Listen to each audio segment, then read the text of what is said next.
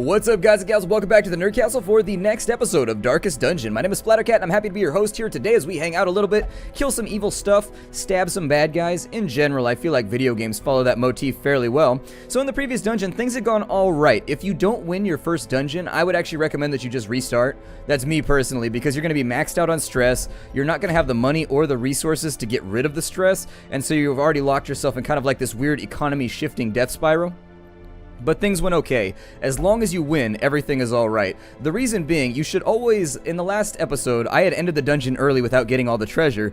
The reason being is that if you run away from the dungeon, you forfeit the XP that you get at the end that helps you fill up your little bar right here and become a better character. And if there's one thing I like, it's Philip messing with my bars. So anyways, leave the dungeon at all costs because the XP becomes more valuable as you go through the game. Like seriously, you really want to level up, and it takes a long time to do so. And so losing XP by running away from the dungeon, even though you've already completed it, could be a major bummer. Like seriously, it will be demoralizing. Let's go to the tavern. Fresh kegs, cards, and curtained rooms promise solace to the weary and broken alike. Okay, so a couple things I failed to explain in our previous series.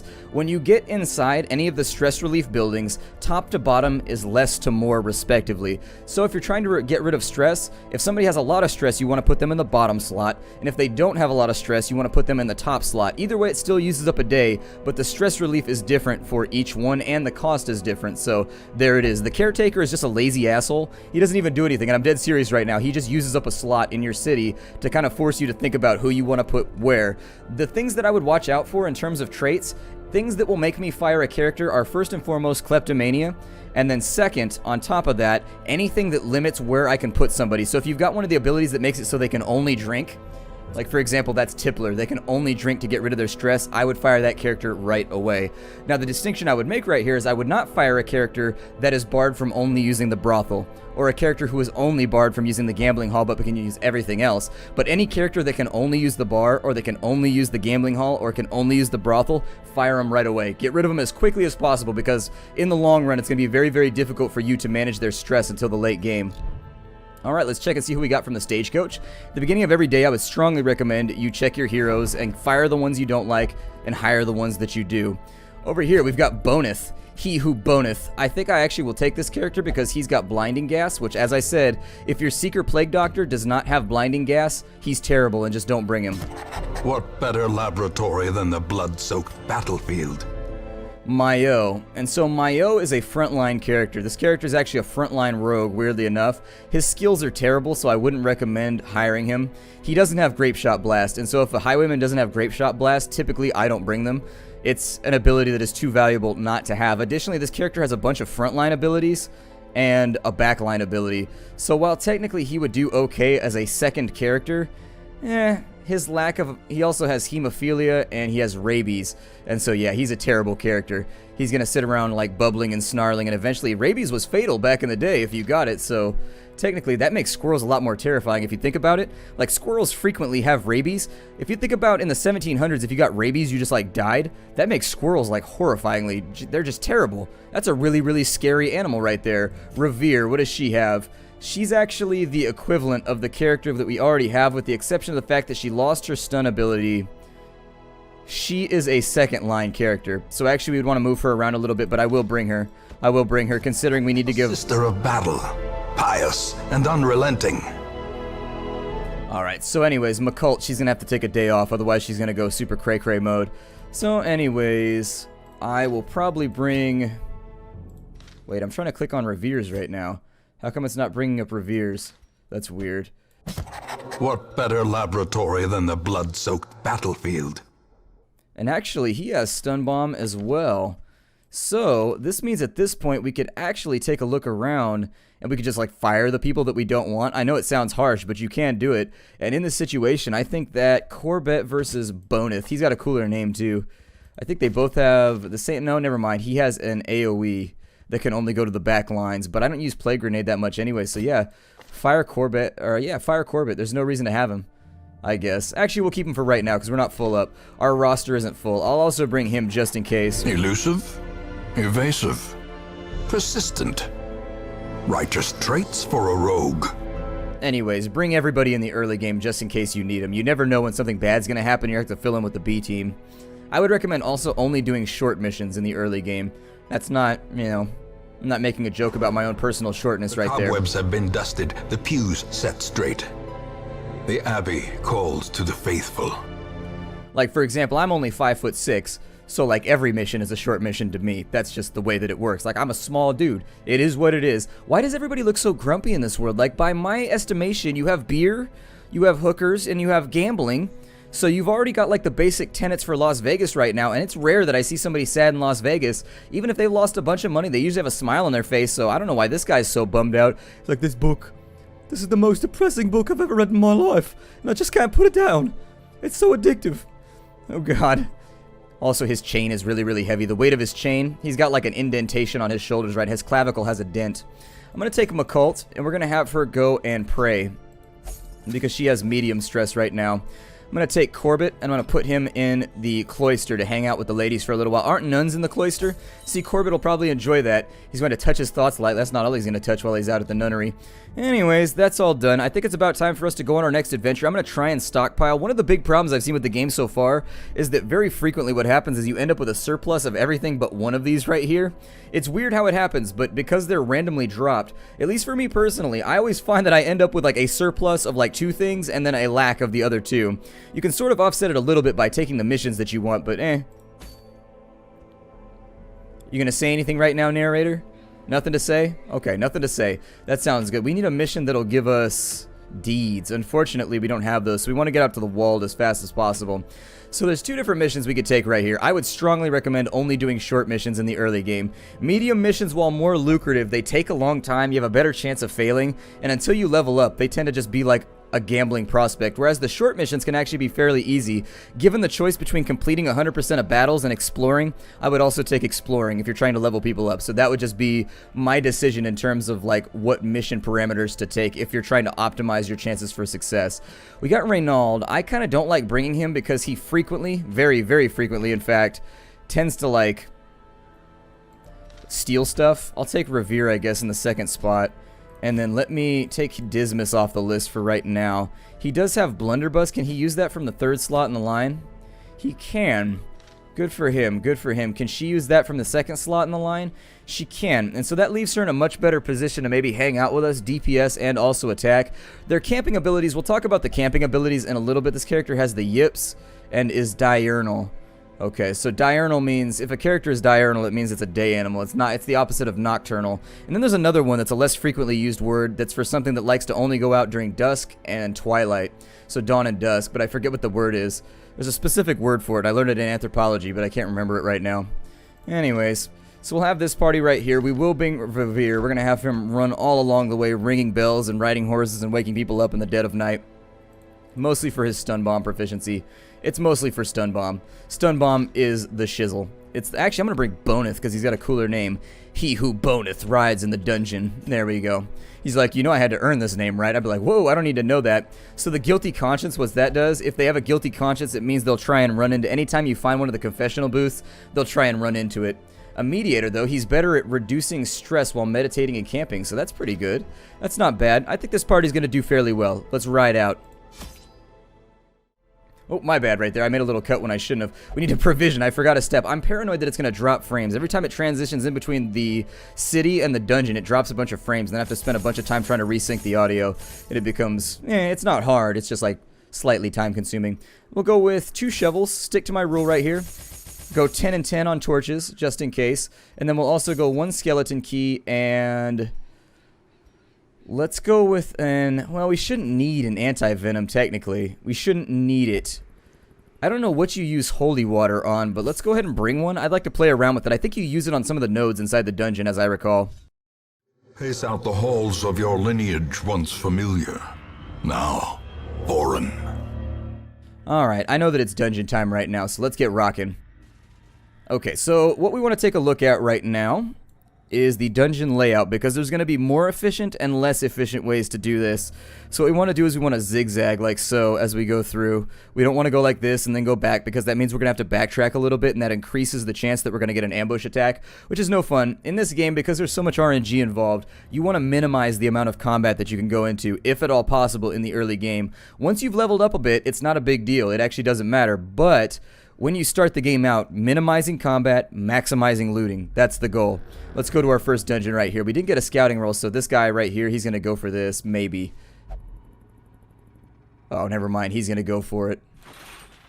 The hero is absolved of a skin. Oh, good. He had egomaniac on top of that he got from the last dungeon. I forgot to mention that. So anyways, nobody else got anything else. He was the only one. He got egomaniac. Unfortunately, I would have rather that it cured kleptomaniac, but I'll take one red cure over no red cure. That's fine.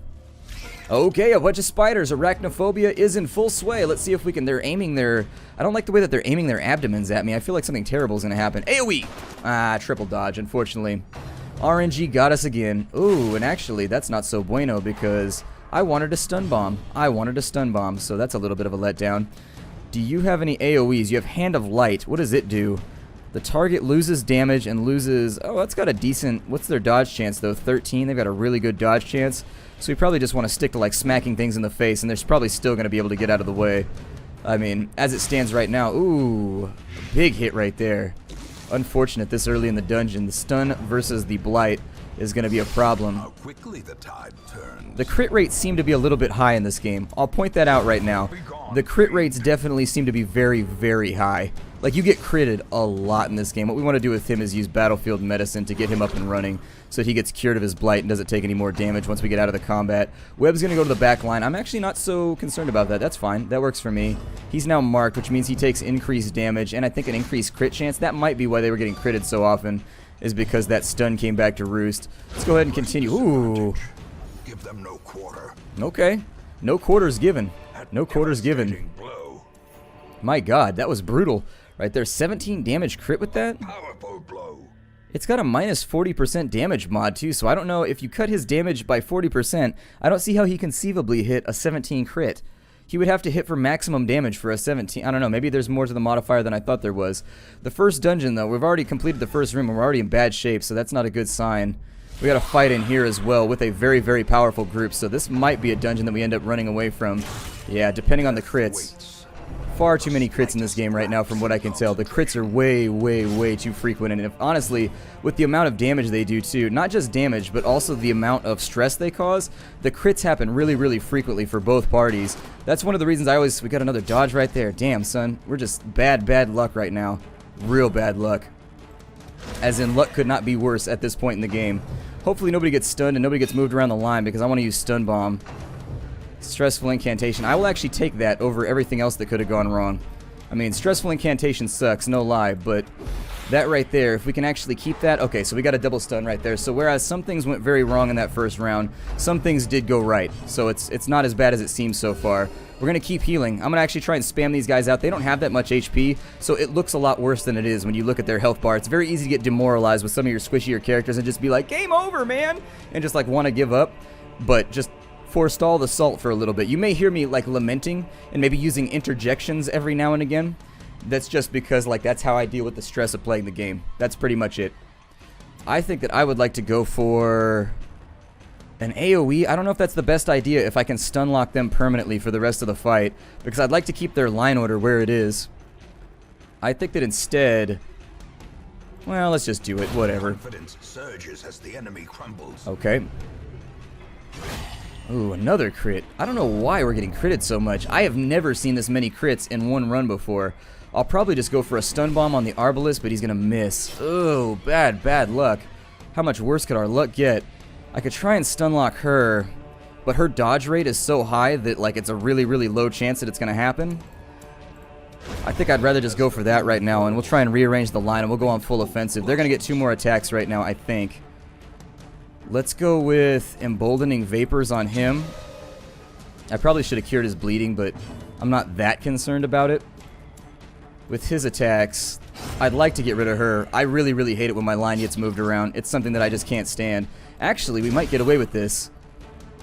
Oh, it's time to farm out some heals. Okay, so we're going to farm some heals here for a second. Let's go ahead and everybody's just going to use buffs. That's all that they're going to use. It's unfortunate that I gave him a damage buff, but oh. Wait, why did his stun fall off early? That's weird. Either way, it's not going to affect much, but his stun fell off early for some strange reason. Just going to use buffs on everybody while I farm everybody's health back up to maximum. Shouldn't take too long, I don't think. Typically, the stun falls off on their next turn, but his fell off. Strangely, his fell off when the turn ended, not when he took his turn. Maybe there's like two rolls. Maybe you have a chance to lose it at the end of the turn and a chance to lose it when it comes to your turn. I don't know. There are still various aspects of this game that I have not fully explored or figured out. We're looking pretty good right now, though, as far as our survival rate goes. I'm feeling pretty good. I don't know. It's not so bad. I think it's looking all right. Keep using emboldening vapors. I don't know if that stacks, and this will be an experiment. It does not. It doth not stack. So things to think about. Never pass a turn. As I said in the previous episode, when you pass a turn, you get automatic stress, and so it's a losing play. Do this a lot, by the way. Be a total cheeseball. Do this all the time. If it increases your chances to win the game, don't lose the game. I mean, I just wanted to let you know you just lost the game. But hey, while we're here, like stun lock, just be a total cheeseball.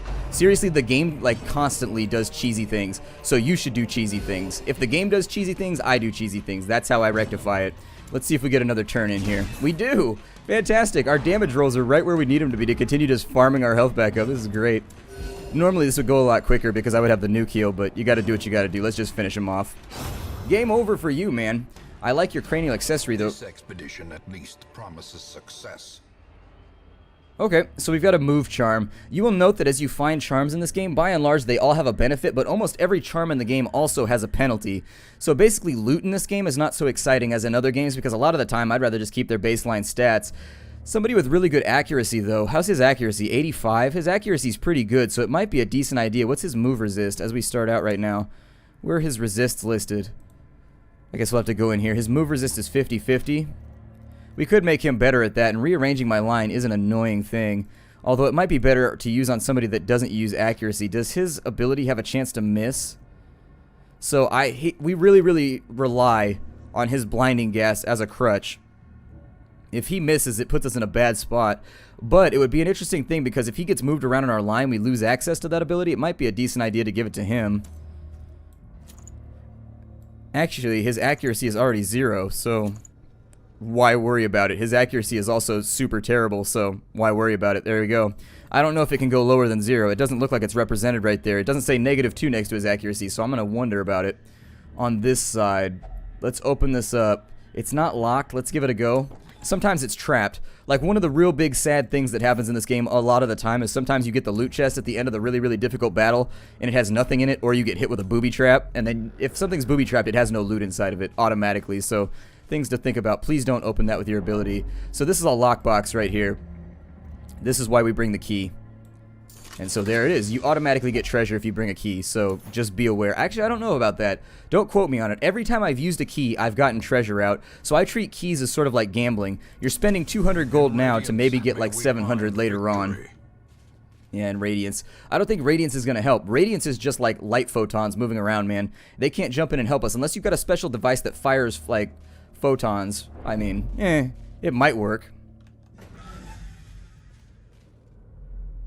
Oh, no fight. I thought we were going to get a fight right here. Alright, sticking to our zigzag pattern. That's what, actually, I should have gone, well, we'll go back up and we'll explore in just a second. Oh, a trap. Did he get hit by it? Okay, he got hit by it. So unfortunately, all that effort we took to like get his health back up, unfortunately, it is all for naught. That's okay though. I was in the Boy Scouts. I enjoy making knots. Let's see if our doctor can do anything over here. What you got for me, Doc? The experiments do not yield any findings. Well, that's better than bad findings, so I'll take it. Better than bad findings. No fight right here either, so we're looking okay. I'm going to go... Actually, we may not need to clear that room. When you do a 90% room clear, typically on small maps, you can leave one out if you don't want to. So if you scout it and there's something really bad in there, you can skip it. On medium maps, though, I think you're going to have to do... You can leave 3 or 4 on medium maps open. A little bit disappointed right now. Actually, I should use a torch. I don't want to get ambushed. Here. The match is struck. A blazing star is born. We still got surprised. See, it says right here that you have a better chance to surprise people, but it never works like that. Like, I get surprised all the time. Oh, that's the worst that could happen, too. Looking at the lines right now, they're arbalists. We don't have any way to stun them.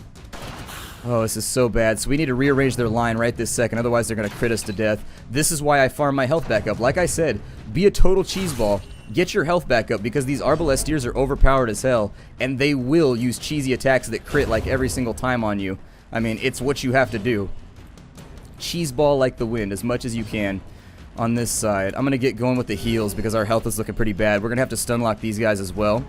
So that's going to be my next goal. Just stun lock as much as possible on our way in. A lot of stress being thrown around, but at least we're getting stabbed. Like, I think some of the abilities in this game need to have a cooldown put on them, basically, so that they can't be spammed in such a fashion that they are right now.